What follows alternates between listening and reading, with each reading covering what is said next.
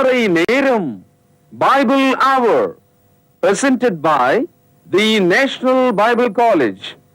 கிறிஸ்துவின் சபையார் உங்களை வாழ்த்துகிறார்கள். Welcome to Satellite Bible Classes. வணக்கம் தேசிய வேதாகம கல்லூரி மாணவர்களே, கண்மணிகளே, தோழர்களே. Welcome to the national Bible college online classes. அன்பு சகோதரர்களே, இந்த நாட்களில் ஒரு தொடராக புதிய ஏற்பாட்டின் 4 முதல் புத்தகங்கள் மத்தேயு, மார்க்கு, லூக்கா, யோவான். இந்த மத்தேயு, மார்க்கு, லூக்கா கூட்டு நற்செய்தியாகவும் யோவான் தனி நற்செய்தியாகவும், அதனால்தான் சினாப்டிக் காஸ்பிள் என்று மேத்யூ, மார்க், லூக்கை நாம் அழைக்கிறோம். ஏனென்றால் மூவரின் சாட்சியாக இருக்கிறது, அல்லது மூவரின் பார்வையாக அது இருக்கிறது. சுவிசேஷத்தை தேவன் நமக்கு அறிவிக்க ஆரம்பித்த போது எவ்விதமாக அறிவித்தார் என்று நேற்றைய பாடத்தில் நம்ம கவனித்தோம். லூக்கா 1வது அதிகாரம், அந்தகார மரண இருளில் உட்கார்ந்திருக்கிறவர்களுக்கு வெளிச்சம் உதித்தது, உன்னதத்திலிருந்து தோன்றிய அருணோதயம் நம்மை சந்திக்கிறது என்றான். அதாவது மரணத்தின் வாசலில் உட்கார்ந்திருக்கிறவர்கள் மேலே என்ன செய்துதான் வெளிச்சம் உதித்தது என்று சொல்கிறார். People sitting on the shadow of death, upon them the light was appeared. காலை சூரியன் பிரகாசித்தது போல அருணோதயம் அவர்கள் மீது பிரகாசித்தது. இந்த நாளில் ஏதேன் தோட்டத்தில் மரண வாசலில் ஆதாம் ஏவாள் உட்கார்ந்திருந்தார்கள். அதை தான் 3வது அதிகாரத்தில் நாம் படிக்கிறோம். நீ மண்ணிலிருந்து எடுக்கப்பட்டாய், மண்ணுக்கே திரும்புவாய் என்று ஆண்டவர் அவர்களுக்கு சொன்னார். So Adam and eve they were sitting under the shadow of death. அவர்களுக்கு அருணோதயம் பிரகாசிக்கத்தக்கதாக, மரண இருளில் உட்கார்ந்திருந்தவர்கள் மேலே வெளிச்சம் பிரகாசிக்கத்தக்கதாக தேவன் அவர்களுக்கு ஒரு வாக்குறுதியை கூறினார். இது முதல்ல நீங்கள் கவனிக்கணும். ஆதியாகமும் 3வது அதிகாரம் 15வது வசனம், உன் வித்துக்கும் அவள் வித்துக்கும் பகையை உண்டாக்குவேன், அவர் உன் தலையை நசுக்குவார், நீ அவருடைய குதிகாலை நசுக்குவாய். இந்த ஒரு வசனம்தான் மரண வாசலில் உட்கார்ந்திருந்த மனிதனுக்கு வெளிச்சம் பிரகாசிக்கத்தக்கதாக, அருணோதயம் அவன் மீது பிரகாசிக்கத்தக்கதாக தேவன் கொடுத்த முதல் நற்செய்தி. ஆண் வழியாக அல்ல, பெண் வழியாக, ஸ்திரீயின் வித்தாக வருகிறவர் பிசாசின் தலையை நசுக்குவார் என்பது அந்த செய்தி. தொடர்ந்து அந்த நற்செய்தியை கர்த்தர் ஆபிரகாமோடு உடன்படிக்கையாக மாற்றுகிறார். இதை ஆதியாகமும் 12வது அதிகாரம் 2-3 வசனங்களில் நாம் படிக்கிறோம். உன் சந்ததியின் வழியாய் பூமியில் உள்ள எல்லா வம்சங்களும் ஆசீர்வதிக்கப்படும். ஆபிரகாமினுடைய குடும்பத்தின் வழியாக பிறக்கிறவர் பூமி அனைவரையும் ஆசீர்வதிக்கிறவராக வருகிறார். 2 சாமுவேல் 7வது அதிகாரம் 12வது வசனத்தில் தாவீதினுடைய குடும்பத்தில் ஒரு அரசனைப் போல அவர் வருகிறார். ஏசாயா 7ஆம் அதிகாரம் 14வது வசனத்தில் இயேசு கிறிஸ்து பிறப்பதற்கு சுமார் 750 ஆண்டுகளுக்கு முன்பாக தீர்க்க தரிசனமாக தேவன் சொல்கிறார், இதோ ஒரு ஸ்திரீ கர்ப்பவதியாகி ஒரு குமாரனை பெறுவாள், அவருக்கு இம்மானுவேல் என்று பெயரிடுவார்கள்.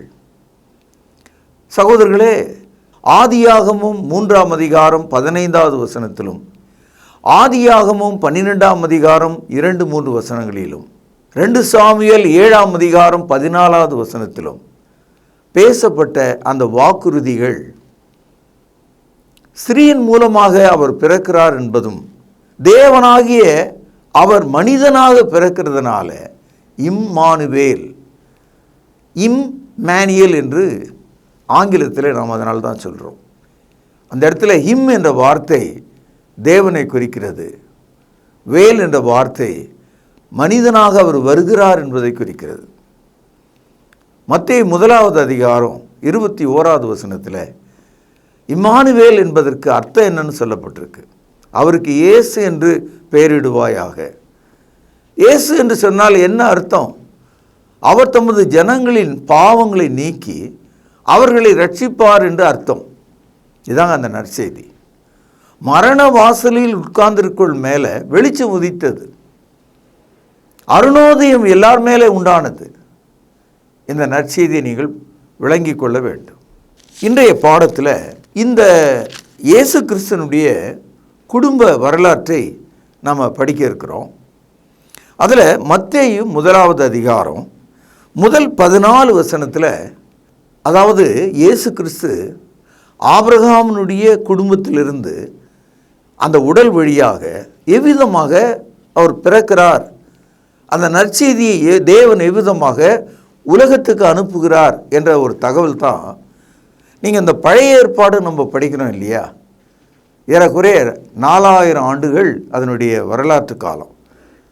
ஆபிரகாமிலிருந்து இயேசு கிறிஸ்து எவ்விதமாக குடும்பத்தின் வழியாக வருகிறார், எந்தெந்த மனிதர்கள் வழியாக வருகிறார். சகோதரர்களே, உலகத்தில் உங்களை பற்றி சொல்லுங்க அப்படின்னா அப்பா தாத்தா, அதுக்கு மேலே நம்மால் எதையும் சொல்ல முடியாது. 2 தலைமுறையை வேணால் நம்ம சொல்லலாம். ஆனால் இயேசு கிறிஸ்துவனுடைய வம்சத்தை, அவருடைய குடும்ப வரலாற்றை, அந்த ஜீனியாலஜியை பரிசுத்த ஆவியானவர் நமக்கு அடுக்கி சொல்கிறார். அதனால்தான் இதை தேவனுடைய வார்த்தைகள் என்றும் பரிசுத்த வேதாகமம் என்றும் நாம் இதை அழைக்கிறோம். ஏனென்றால் தேவனுடைய வார்த்தை தேவனால் கொடுக்கப்பட்டதுனால அவரால் பூமியில் முதல் மனிதன் யார் என்றும் கடைசி மனிதன் யார் என்றும் அவரால் சொல்ல முடியும்.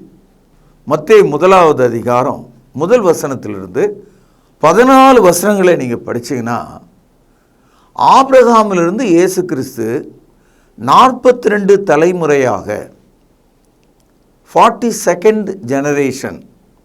ஆச்சரியமாக இருக்கு இல்லையா? யாரால் இந்த கணக்கு சொல்ல முடியும்? நமக்கு ஒரு 100 வருஷம் நமக்கு பின்னால் என்ன நடந்ததுன்னு சொல்ல முடியாது. அதனால தான் இதை தேவனுடைய வார்த்தை என்று நாம் சொல்லுகிறோம். பாருங்கள், இது எப்படி தொடங்குதுன்னு பாருங்கள். மத்தேயு 1வது அதிகாரம் முதல் வசனம் பாருங்கள். ஆபிரகாமின் குமாரனாகிய தாவீதின் குமாரனான இயேசு கிறிஸ்துனுடைய வம்ச வரலாறு. அப்போ ஆபிரகாம், அதுக்கப்புறம் தாவீது, அதுக்கப்புறம் இயேசு கிறிஸ்து. இந்த 3 பேரினுடைய இடையில தான் இத்தனை குடும்பங்கள் இருக்கிறது. ஆபிரகாமில் ஆரம்பித்த அந்த குடும்பம் எப்படி தாவீதின் காலத்தில் அரச குடும்பமாக மாறியனது என்பதை நாம் படிக்கிறோம். இதை மத்தேயு 1வது அதிகாரம் 6வது வசனத்தில் ஈசாய் தாவீது ராஜாவை பெற்றான்.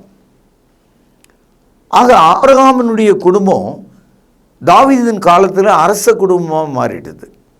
அப்போ அரசர்களுடைய குடும்பத்தில் பிறக்கிறவர்கள் எல்லாரும் அவர்கள் அரசர்களாக தானே இருப்பாங்க, ராஜவம்சம் தானே அது. அதனால தான் இயேசு கிறிஸ்துவை ராஜாதி ராஜா, தாவீதின் குமாரன் என்றெல்லாம் அழைப்பதற்கு அதான் காரணம். சரீர பிரகாரமாக அவர் தாவீதினுடைய குடும்பத்தில் வரார்.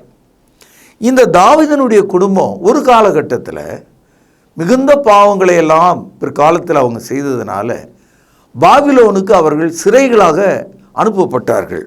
மத்தேயு 1வது அதிகாரம் 12வது வசனம், பாபிலோனுக்கு சிறை போன பின்பு.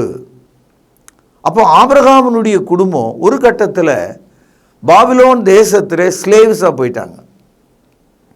அந்த குடும்பம் மறுபடியும் அவர்கள் எருசலேமுக்கு திரும்பி வராங்க.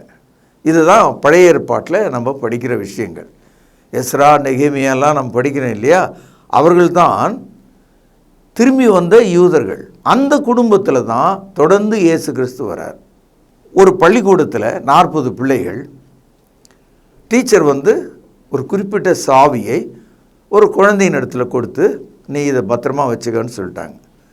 இப்போது அந்த 40 பிள்ளைகளும் பெல் அடித்த உடனே எல்லா வகுப்பு தோழர்களோட அந்த ஸ்கூலில் ஏறக்குறைய ஒரு 600 பேர் படிக்கிறாங்க. அத்தனை பேரும் கிரவுண்டில் விளையாடுறாங்க. அப்போ விளையாடி கொண்டு இருந்தாலும் கூட அந்த 600 பேரில் அந்த டீச்சர் கொடுத்த சாவியை வைத்திருக்கிற ஒரு பெண் இருக்கிறாள். அது அந்த டீச்சருக்கு மட்டும்தான் தெரியும், அந்த குழந்தைக்கு மட்டும்தான் தெரியும். இந்த உதாரணத்தை நீங்கள் மனசில் சரியாக வச்சுக்கிட்டீங்கன்னா, உலகத்தில் கோடான கோடி மக்கள் இருந்தாலும் தேவன் தமது வார்த்தையாகிய குமாரனை யாருடைய உடலில் அனுப்புகிறார் என்பது அவருக்கு தெரியும். அவரால் அதை பாதுகாக்க முடியும். இதை தான் பழைய ஏற்பாடு முழுவதும் நாம் பார்க்கிற ஒரு ஒன்லைன் தாட். ஒரு வரியில் நாம் சொல்ல வேண்டுமானால், பழைய ஏற்பாட்டில் பிசாசின் தலையை நசுக்கிறவராகிய தேவனுடைய குமாரன் ஸ்திரீயின் மூலமாக, ஸ்திரீயின் வித்தாக அவர் பயணப்பட்டு வருகிறார். இப்போ ஆபிரகாமுக்குள்ளே இருந்தவர் ஈசாய்க்குள்ளே டிராவல் ஆயிட்டார்.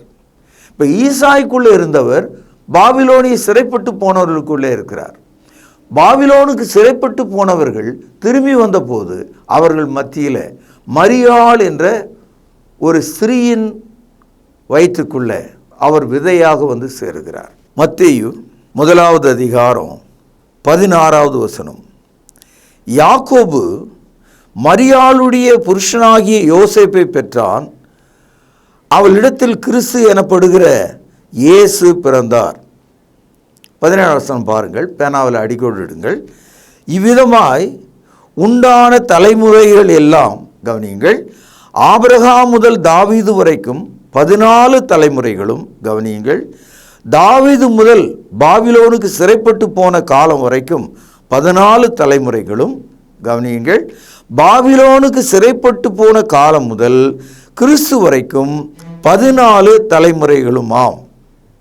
அப்போ 3 14 42. அப்போ ஆபிரகாமிலிருந்து இயேசு கிறிஸ்து 42வது தலைமுறையாக பிறந்தார்.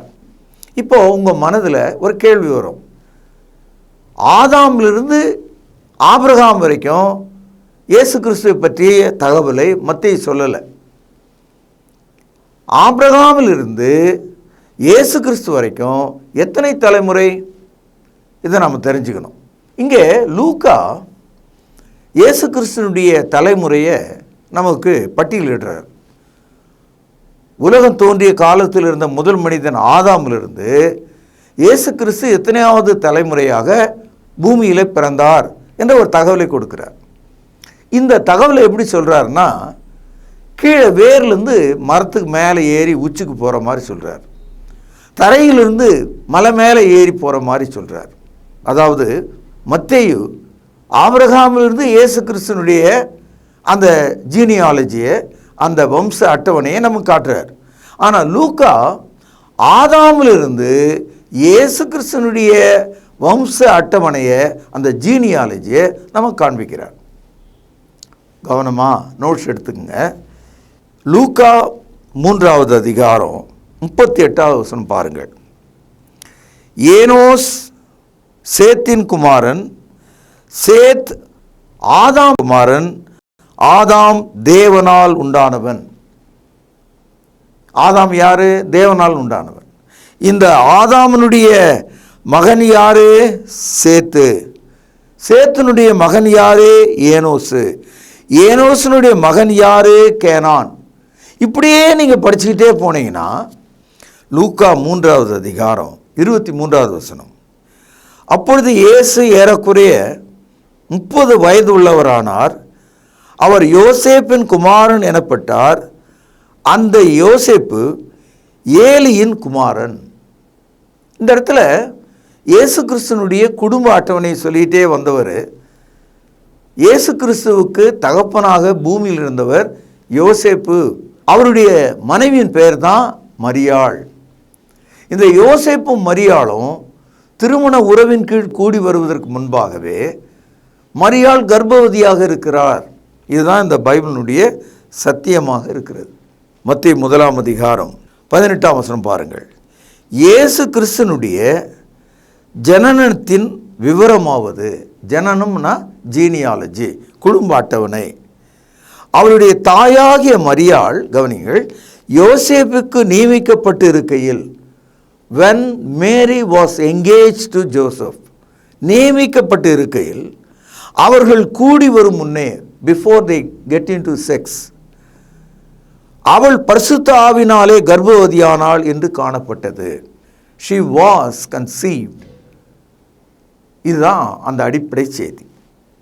ஆகவே தேவன் ஸ்திரீயின் வித்தாக ஆண் துணை இல்லாமல் ஆதாம் ஏவாளுக்கு ஏதேன் தோட்டத்தில் மரண வாசலின் நிழலில் உட்கார்ந்திருந்தவர்களுக்கு அவர்கள் மீது அருணோதயம் உதிக்கும் என்ற நற்செய்தியை ஆதியாகமம் 3:15 சொன்னார். அதை ஆபிரகாமுக்கு ஆதியாகமம் 12:2-3 வசனங்களில் சந்ததி என்று ஃபேமிலி என்ற அந்த ப்ராமிஸை வாக்குதத்தம் பண்ணுறார். அந்த வாக்குதத்தம் 2 சாமுவேல் 7வது அதிகாரம் 12வது வசனத்தில் தாவீதினுடைய குடும்பத்துக்குள்ளே உறுதி செய்யப்படுது. அந்த வாக்குதத்தம் தீர்க்க தரிசனமாக ஏசாயா 7ஆம் அதிகாரம் 14வது வசனத்தில் ஒரு கன்னிகை கர்ப்பவதியாகி ஒரு குமாரனை பெறுவாள் என்று சொல்லப்பட்டது. இப்போ லூக்கா 3ஆம் அதிகாரத்தில் இயேசு கிறிஸ்து 30 வயதாகும்போது அவருடைய குடும்ப அட்டவணையை பரிசுத்த ஆவியானவர் நமக்கு சொல்கிறார். இந்த இயேசு யார் தெரியுமா? பேரளவில் யோசேப்பின் மகன் அப்படின்னு சொல்லிட்டு, இந்த யோசேப்பு யார் தெரியுமா? அவங்க அப்பா இவர், அவங்க அப்பாவுக்கு அப்பா யார், இப்படியே சொல்லிகிட்டே போனவர். லூக்கா 3ஆம் அதிகாரம் 38வது வசனத்தில் பாருங்கள். ஏனோ சேத்தின் குமாரன், சேத் ஆதாமின் குமாரன், ஆதாம் தேவனால் உண்டாக்கப்பட்டவன். சகோதரர்களே, இந்த அட்டவணையை நம்ம எண்ணணும்னா 76 தலைமுறைகள் வருகிறது. Jesus was born from Adam on 76th generation. ஆதாமிலிருந்து இயேசு 76வது தலைமுறையாக இருக்கிறார்.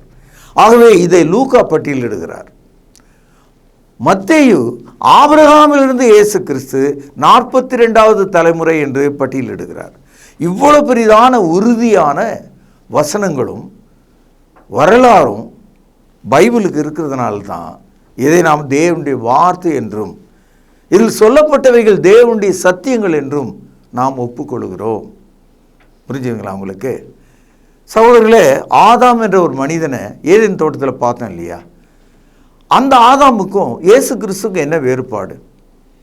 அந்த ஆதாம் மாம்சத்துக்குரியவனாக இருக்கிறான், இயேசு கிறிஸ்து ஆவிக்குரியவராக இருக்கிறார். அதான் அந்த வேறுபாடு. 1 கொரிந்தியர் 15வது அதிகாரம் 45வது வசனம். அந்தபடியே முந்தின மனுஷனாகிய ஆதாம் ஜீவ ஆத்மாவானான். இது உங்கள் கையில் இருக்கிற பைபிளில் தான் இந்த வசனம் இருக்குது. 1 கொரிந்தியர் 15:45. Adam was a soul. அவன் ஒரு ஆத்மாவாக தான் இருக்கிறான். ஆனால் பிந்தி வந்த இயேசு கிறிஸ்து எப்படி இருக்காராம்? பிந்தின ஆதாம் உயிர்ப்பிக்கிற ஆவியானார். அதாவது ஆதாமும் மனிதனாக தான் வந்தான், இயேசுவும் மனிதனாக தான் வந்தார். முதல்ல வந்த ஆதாம் ஆத்மாவாக இருக்கிறான். பிந்தி வந்த ஆதாம், அதாவது இயேசு கிறிஸ்து, உயிர்ப்பிக்கிற ஆவியாக இருக்கிறார். Is a living spirit.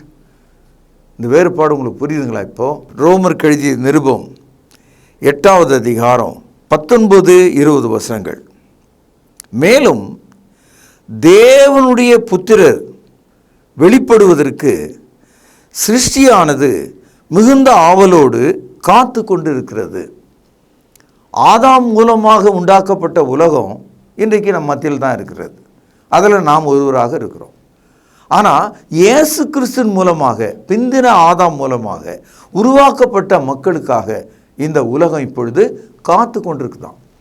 அதனால தான் இயேசு கிறிஸ்துக்குள் இருக்கிற மனிதனை புதிய சிருஷ்டி என்று வேதம் அழைக்கிறது. 2 கொரிந்தியர் 5ஆம் அதிகாரம் 17வது வசனம். ரோமர் 8ஆம் அதிகாரம் 20வது வசனம் பாருங்கள். அது என்னவென்றால், சிருஷ்டியானது அழிவுக்குரிய அடிமைதனத்தினின்று விடுதலையாக்கப்பட்டு தேவனுடைய பிள்ளைகளுக்குரிய மகிமையான சுவாதீனத்தை பெற்றுக்கொள்கிற என்ற நம்பிக்கையுடனே அந்த சிருஷ்டியானது சுய இஷ்டத்தினால் அல்ல, கீழ்ப்படுத்தினவராலே மாயைக்கு கீழ்ப்பட்டு இருக்கிறது. ஆதாமிலிருந்து வந்த இந்த உலகம் மாயையின் கீழே இருக்கான். ஒன்றும் பயன் இல்லை. நீ என்ன சம்பாதிச்சாலும் சம்பாதிக்கலனாலும், சாப்பிட்டாலும் சாப்பிடாவிட்டாலும், கோட்டைகளை கட்டினாலும் குடிசையில் வாழ்ந்தாலும் சுகமாக இருந்தாலும் நோயாக இருந்தாலும் எல்லாம் மாயை தான், ஒன்லி வேனிட்டி தான். ஆகவே இந்த பூமி இப்பொழுது தேவனுடைய பிள்ளைகள் இயேசு கிறிஸ்து மூலமாய் வெளிப்படும்படியாக காத்திருக்கிறதாம்.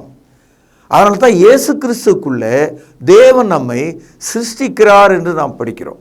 2 கொரிந்தியர் 5வது அதிகாரம் 17வது வசனம். இப்படி இருக்க ஒருவன் கிறிஸ்துவுக்குள் இருந்தால், நல்லா கவனிங்க, இப்படி இருக்க ஒருவன் கிறிஸ்துவுக்குள் இருந்தால் புது சிருஷ்டியாக இருக்கிறான், பழையவைகள் ஒழிந்து போயன, எல்லாம் புதிதாயன. ஆதாமுக்குள்ள இருக்கிற மனுஷன் பழைய சிருஷ்டியாக இருக்கிறானா. ஆதாம் வழியில் தான் நீங்களும் நானும் இந்த உலகத்தில் பிறந்திருக்கிறோம். ஆனால் இயேசு கிறிஸ்து மூலமாக விசுவாசத்தில் பிறக்கிற மக்கள் புதிய சிருஷ்டிகளாக இருக்கிறார்களாம்.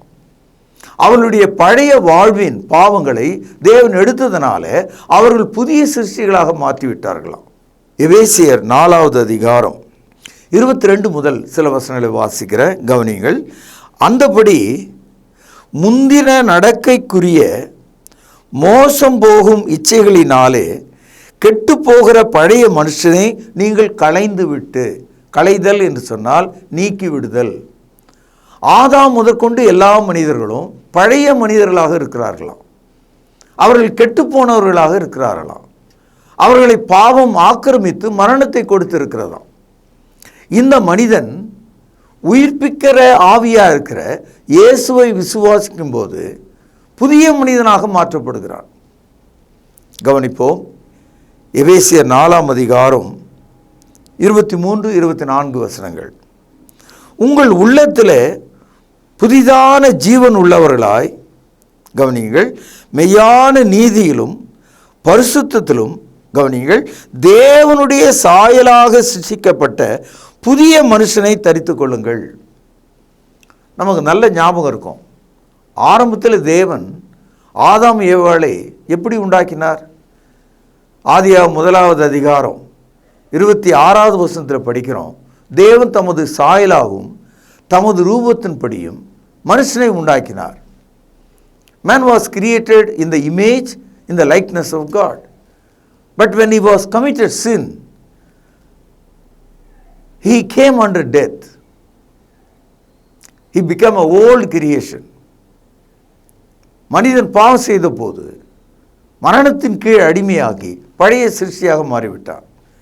இப்பொழுது புதிய சிருஷ்டியை இயேசு கிறிஸ்துவுக்குள்ளே தேவன் ஆவியினாலே சிருஷ்டிக்கிறார். மெய்யான நீதியிலும் பரிசுத்தத்திலும், கவனிங்கள், தேவனுடைய சாயலாக. ஆதாம் எதை இழந்தான்? தேவனுடைய சாயலை. தேவனுடைய சாயலாக சிருஷ்டிக்கப்பட்ட புதிய மனுஷனை தரித்து கொள்ளுங்கள். ஆகவே தான் என் அன்பு சகோதரர்களே, இயேசு கிறிஸ்துனுடைய குடும்ப அட்டவணையை நம்ம பார்த்தோம். மத்தேயில ஆபிரகாமிலிருந்து இயேசு கிறிஸ்து சரீரப்படியாக அந்த குடும்ப வழியாக 42வது தலைமுறை. லூக்கா 3ஆம் அதிகாரத்தில் நமக்கு சொல்கிறார், ஆதாமிலிருந்து யோசேப்பு 76வது தலைமுறை. இப்படிப்பட்ட மனித கூட்டத்துக்குள்ளிருந்து இயேசு ஒரு மனிதனாக வந்தாலும் பிந்தின ஆதாம் உயிர்ப்பிக்கிற ஆவியாக இருந்து உங்கள் உள்ளத்திலே ஆவியை தந்து இந்த சாபத்திலிருந்து விடுதலையாகும்படி, பாவத்திலிருந்து சுகமடையத்தக்கதாக இயேசு கிறிஸ்துக்குள்ளே நாம் மீண்டுமாக உண்டாக்கப்படுகிறோம். தேவனுடைய சாயலை நாம் அடைகிறோம். மரணத்தை விட்டு நாம் நீங்கி வாழ்கிறோம். இதுதான் அந்த நற்செய்தி. என் அன்பு சகோதரர்களே, இந்த நாளில் கேட்ட இந்த நற்செய்தியை நீங்கள் உணர்ந்து கொண்டு இதையெல்லாம் பதிவு செய்து சிந்திக்கத்தக்கதாக ஆண்டவருடைய வல்லமையான கருத்துக்கு உங்களை நான் ஒப்பு கொடுக்கிறேன். பிரார்த்தனை செய்வோம். மகா பரிசுத்த நிறைந்த எங்கள் அன்பான தகப்பனே, இந்த நாளிலே நாங்கள் படித்த, கவனித்த, சிந்தித்த காரியங்கள் எங்களுக்கு ஆச்சரியத்தையும் மிகுந்த நம்பிக்கையும் தருகிறது. இயேசு கிறிஸ்துவுக்குள்ளே மெய்யான நீதியில் பரிசுத்த ஆவியிலே புதிய மக்களாக நாங்கள் சிருஷ்டிக்கப்படுவதற்காக உம்மை துதிக்கிறேன். உமது பரிசுத்த வேதாகமத்தில் வரலாறுகள் மாற்றப்படுவதில்லை. அவைகள் எவ்வளவு தெளிவாக வரிசைப்படுத்தப்பட்டிருக்கிறது என்று நாங்கள் ஆச்சரியத்தோடு கவனிக்கிறோம். கேட்ட உள்ளங்களை ஆசீர்வதியும். எங்களுக்கு வேண்டிய நினைவாற்றலை கட்டளையிடும்.